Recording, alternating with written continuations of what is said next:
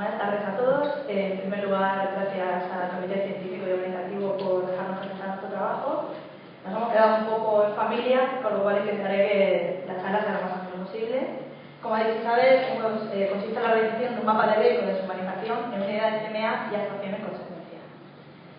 Bueno, a modo de introducción, me gustaría que todos pensáramos en una situación periquirúrgica, en una operación cualquiera, que consiste básicamente en un proceso muy tecnológico, material muy desarrollado, un personal muy especializado, y todo ello lo vamos sumando y en nuestra mente nos genera un ambiente muy frío.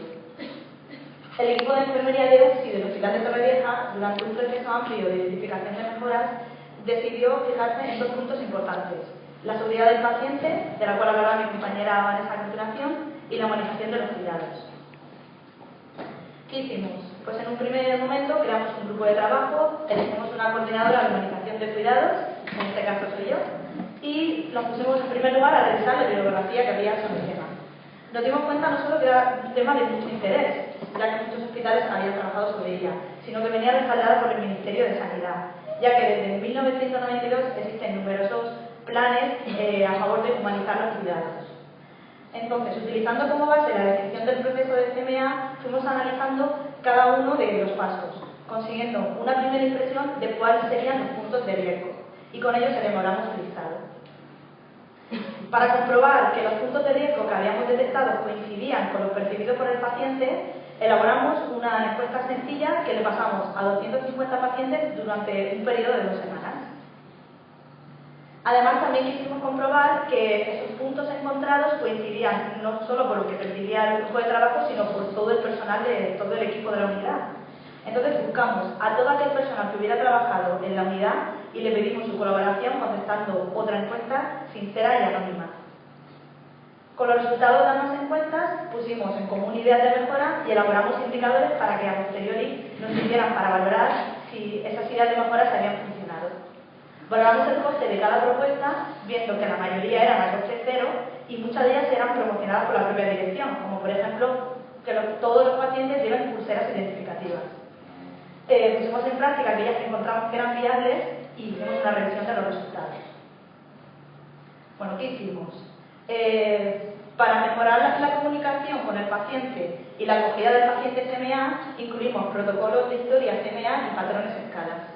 Protocolos de relación y emoción y tolerancia al estrés, protocolos de autopercepción y sensualidad y escala EVA para valoración del dolor. Por ejemplo, también tenemos unos pictogramas en la unidad que son una serie de dibujitos que le mostramos a pacientes deficientes o pacientes extranjeros con un déficit de comunicación o a niños y nos sirven para favorecer la comunicación con el paciente.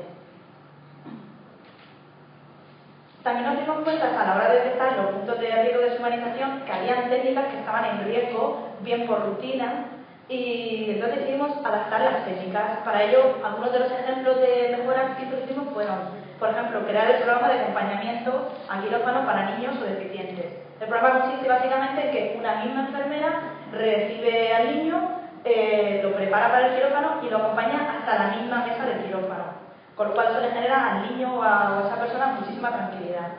Además tenemos muchísima población extranjera, entonces decidimos adaptar las técnicas un poco favoreciendo sus costumbres. Por ejemplo, para la tolerancia postquirúrgica incluimos el té para los ingleses.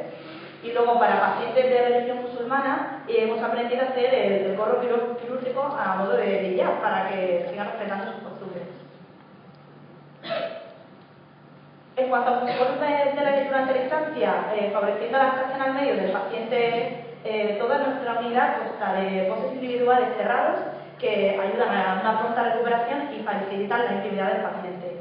Buscamos siempre un ambiente de silencio, utilizando un tono de habla adecuado y restringiendo el uso de teléfonos móviles. Todo ello genera un ambiente tranquilo y además tenemos un control de visitas, siempre con el objetivo de preservar la intimidad del paciente. Disponemos de otros elementos para favorecer el confort durante la estancia, como son la lectura de varios idiomas, PSP con películas para niños o para todos los públicos. Además, somos pioneras en el uso de programas de relajación muscular guiada en PSP, que tenemos constatado con un estudio realizado que el uso de este programa de relajación disminuye la utilización de relajantes y antes de la intervención y después de ella. Bueno, tenemos puentes para niños, etc. Y luego, otra de las preocupaciones que los pacientes nos comunican explicaron cuando hicimos las encuestas es que a ellos les genera muchísima preocupación el hecho de pensar de qué va a ser de mí si durante la intervención quiero ir al baño. Entonces, simplemente el hacer la pregunta de ¿quiere ir usted al aseo antes de ir al quirófano? Eso, bueno, ha aumentado la tasa de satisfacción enormemente. Otra gran preocupación del paciente era que sus familiares estuvieran en todo momento informados de que el punto de proceso se encontraba. Para ello se crearon unos monitores en las salas de espera donde el familiar puede recibir la información del momento del proceso de su familiar mediante un lenguaje muy sencillo. Además, y como novedad, ahora mismo ese mismo mensaje se puede recibir a través de un mensaje al teléfono móvil. También en la sala de espera se proyecta continuamente una película con información sobre el proceso y consejos postoperatorios. Que me gustaría destacar que los actores de la película, los protagonistas de la película no son actores, sino que somos nosotras mismas. Y todo el proceso es real. Con lo cual el paciente, antes de entrar a la unidad, ya nos va conociendo y sabe más o menos lo que va a suceder. Disponemos también de consulta de enfermería. Llamamos a todos los pacientes en el preingreso a UCI y como seguimiento postoperatorio. La llamada de preingreso es súper importante. Hacemos una primera presentación formal, suele ser a las 24 horas antes de la operación, con lo cual el paciente resuelve sus dudas, sabe simplemente por dónde tiene que entrar al hospital y eso también disminuye muchísimo la tasa de ansiedad antes de una operación. El seguimiento postoperatorio inmediato domiciliario consiste en una llamada a las 24, 48, 72 horas de la operación y es un diálogo protocolizado que tenemos diseñado para detectar posibles complicaciones postquirúrgicas. Bueno, ahora me gustaría hablar de uno de los grandes errores que suceden en el hospital y que todos conocemos y es nombrar a un paciente por el número de dedicación o su procedimiento. La cole del 13 tiene dolor. Todos lo conocemos. Bueno, pues en nuestra unidad tenemos tolerancia cero para identificar a una persona con el procedimiento número de habitación. Han dejado de ser una cole para volver a ser cual. Bueno, después de aplicar todas estas mejoras, volvimos a pasar la encuesta de satisfacción a los pacientes y vimos que habíamos mejorado en todos los puntos, salvo en uno que era el de uso del buen tono de voz, que bueno, podemos excusar un poco que somos españolas, somos chillonas. En cuanto a los indicadores que habíamos elegido para valorar las mejoras, también nos demostraron que habían funcionado. Por ejemplo, la tasa de reclamaciones en el 2013 fue cero, habíamos mejorado con respecto al año anterior.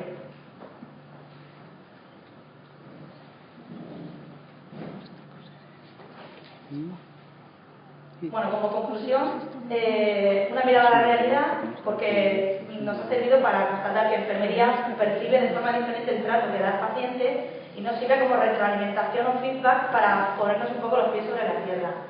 Coherencia, porque el trato humanitario complementa la tecnología. Uno no debe ir sin el otro, lo hemos hablado muchas veces durante este congreso, y sin ello no hay excelencia. Satisfacción, porque el paciente se siente satisfecho con este nuevo trato. Y también el personal de enfermería se encuentra mucho más motivado y expresa su satisfacción personal. En cuanto a los indicadores, ya hemos dicho que también evidencian la mejora. En cuanto al futuro, pues el grupo de trabajo quiere seguir buscando nuevas mejoras y consolidando las ya existentes. Y muchas gracias a todos.